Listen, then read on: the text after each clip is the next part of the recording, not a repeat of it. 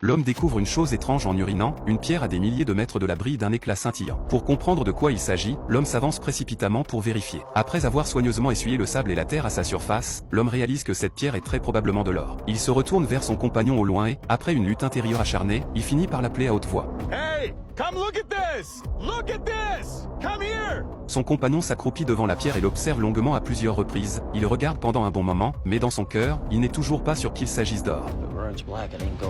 Pour vérifier cette hypothèse, Billy sort immédiatement son briquet et commence à chauffer la pierre. Si la pierre noircit, cela prouvera qu'elle n'est pas en or à l'intérieur. Quelques minutes passent, et la surface de la pierre ne subit aucun changement. Leur visage se fiche soudain de sérieux, réalisant qu'ils ont vraiment découvert de l'or. Face à cette fortune tombée du ciel, les deux hommes sont fous de joie et ne savent absolument pas quoi faire. Une fois calmés, ils prennent leur pelle et commencent à extraire le minerai d'or sans dire un mot. Mais ils ne s'attendaient pas à ce que le poids de l'or dépasse de loin leur imagination. Ils ont creusé tout un après-midi sans même atteindre le fond de la pépite. Épuisés, les deux hommes essaient d'en détacher un morceau à la main, mais malgré toute l'énergie déployée, l'or sous leurs pieds reste immobile. À ce moment-là, Jack a une idée de génie, il utilise une corde pour attacher la pépite et fixe l'autre extrémité à l'arrière du pick-up. Ensuite, Billy monte dans le pick-up et appuie violemment sur l'accélérateur, voulant utiliser la puissance du véhicule pour extraire l'or. Mais contre toute attente, même si la corde se rompt, l'or enfoui dans la terre ne bouge toujours pas. Rope it again! Okay.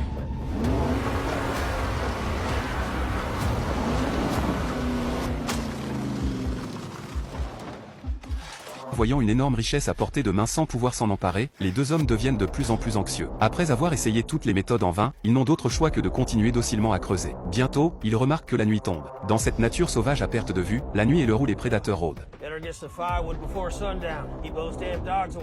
Pour des raisons de sécurité, ils doivent suspendre temporairement les fouilles, chercher des branches mortes dans les environs et allumer un feu pour se protéger des bêtes sauvages. Pour tuer le temps, les deux hommes discutent joyeusement de la façon dont ils profiteront d'une vie heureuse une fois l'or en main. Cette nuit leur paraît infiniment longue à tous les deux. Pour éviter tout imprévu, ils doivent déterrer l'or au plus vite et ensuite se séparer. C'est alors que Billy suggère que l'un d'eux aille chercher une petite pelleteuse, tandis que l'autre restera sur place pour garder l'or. Jack ne dit rien, tandis que Billy continue en disant qu'il y a une petite ville à l'est, accessible en 2 jours de route avec le pick-up. Il faudra un jour de plus pour louer 2 pelleteuses, ce qui fait 5 jours en tout avec le voyage de retour. Celui qui reste, en revanche, devra non seulement affronter les conditions climatiques extrêmes du désert, mais aussi se méfier des chiens sauvages qui errent dans les terres arides. On peut dire que la situation de celui qui reste est bien plus dangereuse. Ainsi, Billy se porte volontaire pour rester et propose à Jack de partir chercher les pelleteuses. Jack, cependant, craint que Billy ne s'enfuit avec l'or, il décide donc de rester lui-même pour monter la garde et laisse Billy partir chercher l'équipement. Le lendemain, les deux hommes répartissent équitablement toute la nourriture et l'eau. Comme ils sont en plein désert, pour refroidir le moteur, Billy emporte la majeure partie de l'eau. Il lance ensuite à Jack un téléphone satellite, car celui qui reste, sans personne à qui parler, risque fort de devenir fou de solitude.